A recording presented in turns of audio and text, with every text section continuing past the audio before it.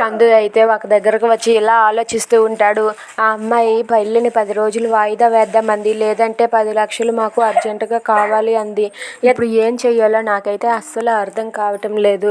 ఇప్పుడు ఎలాగైనా సరే ఆ 10 లక్షలు నేను తీసుకువెళ్ళి ఆ అమ్మాయి వాళ్ళకి ఇస్తే వాయిదా వేయకుండా పెళ్ళి టైంకి జరిగిపోతుంది కదా అని చెప్పి ఆలోచిస్తాడు. ఇక చందు అయితే వాళ్ళకి తనకి తెలిసిన ఫ్రెండ్స్ అందరికీ కూడా కాల్ చేస్తాడు. కాల్ చేసి నాకు అర్జెంటుగా 10 లక్షలు కావాలి, నేను 10 రోజుల్లో అరేంజ్ చేసి ఇచ్చేస్తానురా అని చెప్పి అంటాడు. దాంతో వాళ్ళ ఫ్రెండ్స్ అయితే లేదురా ఏమీ అనుకోకు, కానీ ఇప్పుడైతే మాత్రం నేను ఇవ్వలేనురా అని చెప్పి అంటూ ఉంటారు. అలా ప్రతి ఒక్కరికి కూడా కాల్ చేసి ఆ చందు అయితే 10 లక్షల కోసం అడుగుతూ ప్రయత్నిస్తూ ఉంటాడు. ఇక ఎవ్వరూ కూడా లేదు అనేసరికి చందు అయితే చాలా ఫీల్ అవుతాడు.